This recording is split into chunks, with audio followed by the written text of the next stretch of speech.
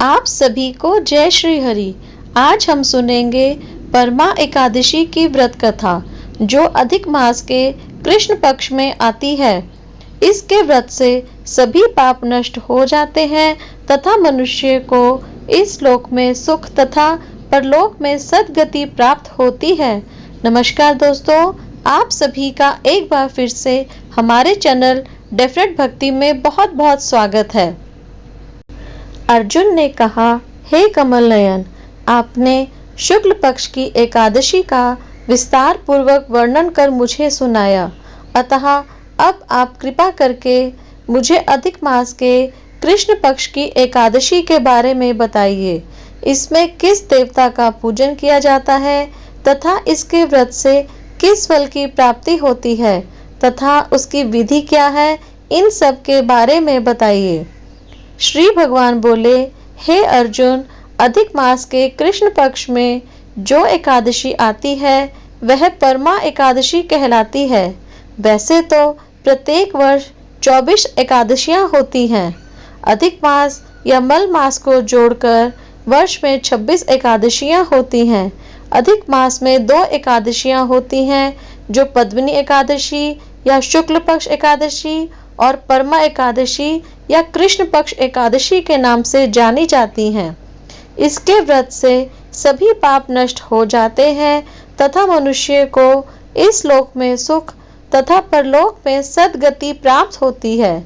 इसका व्रत विधानानुसार करना चाहिए और भगवान विष्णु का धूप, दीप, नैवेद्य, पुष्प आदि से पूजन करना चाहिए।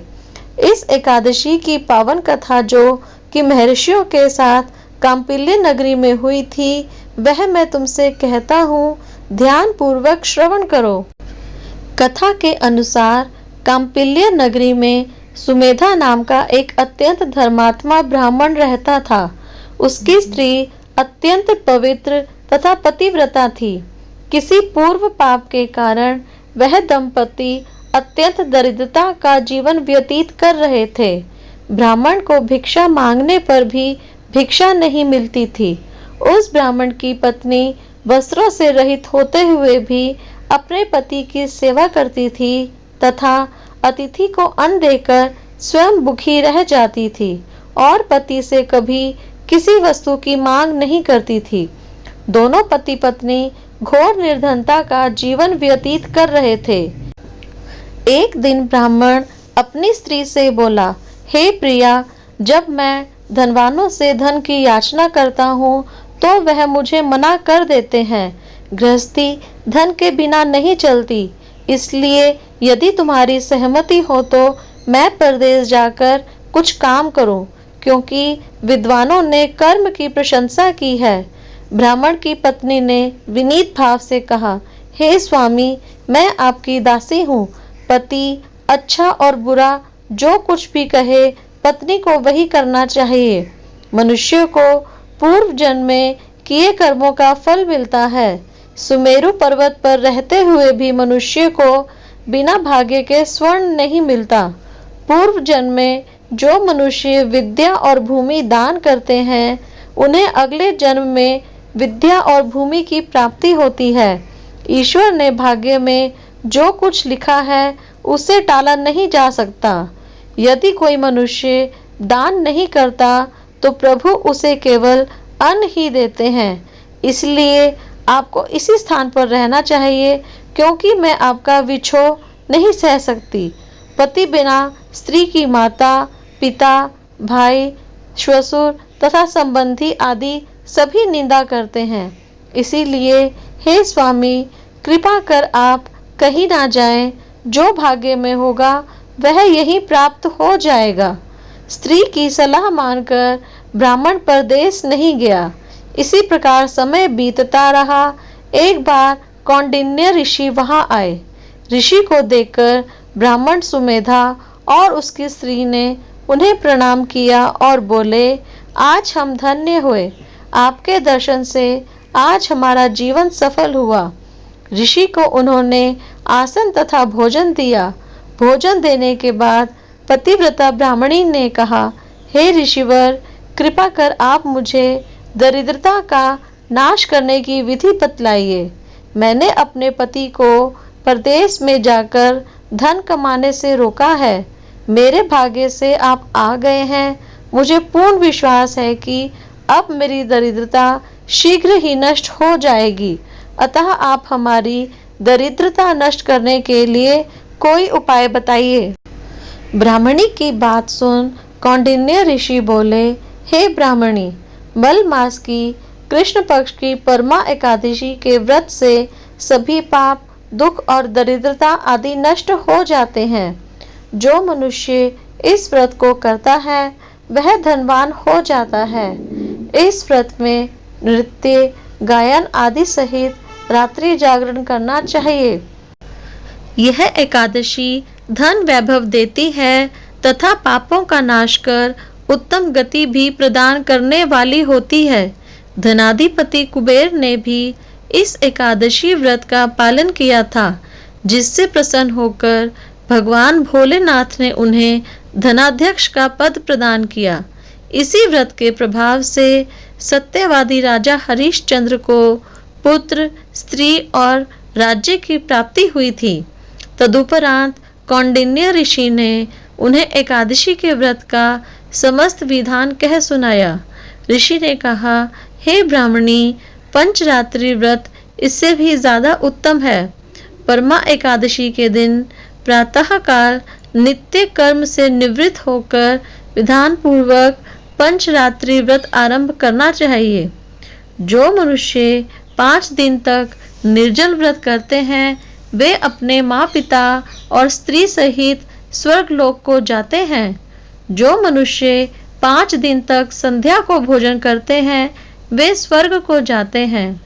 जो मनुष्य स्नान करके 5 दिन तक ब्राह्मणों को भोजन कराते हैं वे समस्त संसार को भोजन कराने का फल पाते हैं। जो मनुष्य इस व्रत में अश्व दान करते हैं उन्हें तीनों लोकों को दान करने का फल मिलता है। जो मनुष्य उत्तम ब्राह्मण को तिल दान करते हैं वे तिल की संख्या के बराबर वर्षों तक विष्णु लोक में वास करते हैं। जो मनुष्य घी का पात्र दान करते हैं वह सूर्य लोक को जाते हैं। जो मनुष्य 5 दिन तक ब्रह्मचर्य पूर्वक रहते हैं वे देवांगनाओं के साथ स्वर्ग को जाते हैं। हे ब्राह्मणी, तुम अपने पति के साथ इसी व्रत को धारण करो।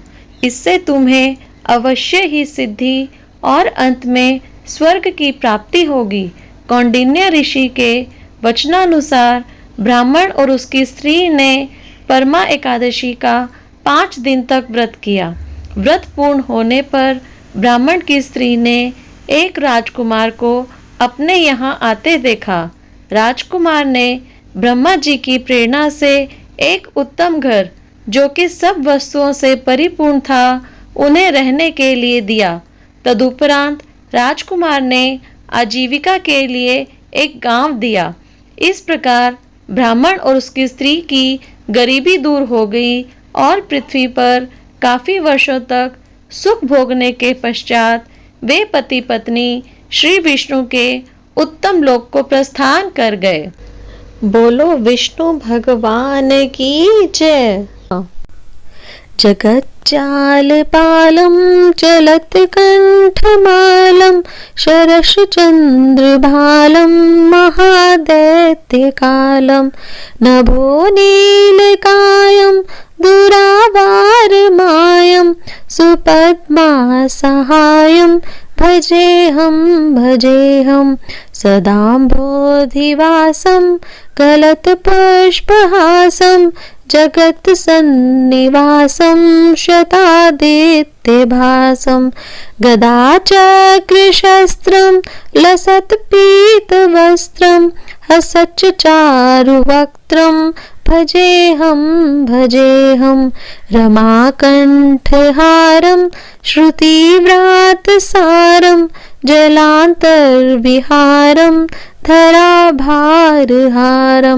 चिदानन्दरूपं मनोज्ञस्वरूपं धृतानेकरूपं भजेऽहं जराजन्महीनं परानन्दपीनं समाधानलीनं सदैवानवीनं जगज्जन्महेतुं सुरानीककेतुं त्रिलोकैकसेतुं भजेऽहं कृताम्नाय गानं खगाधीशयानं विमुक्तेर्निदानं हरारातिमानं स्वभक्तानुकूलं जगद्वृक्षमूलं निरस्तार्थशूलं भजेऽहं समस्तामरेशं द्विरेपाभकेशं जगद्विम्बलेशं हृदाकाशदेशं सदा देव्यदेहं विमुक्ताखिलेहं सुवैकुण्ठगेहं भजेऽहं सुरालीबलिष्ठं त्रिलोकीवरिष्ठं गरुणां गरिष्ठं स्वरूपैकनिष्ठं सदा युद्धधीरं महावीरवीरं महान् बोधितीरं भजेऽहं रमावामभागं तलानग्रनागं कृताधीनयागं गतारागरागं मुनीन्द्रैर्सुगीतं सुरहसम्परीतं गुणोधैरतीतं भजेऽहं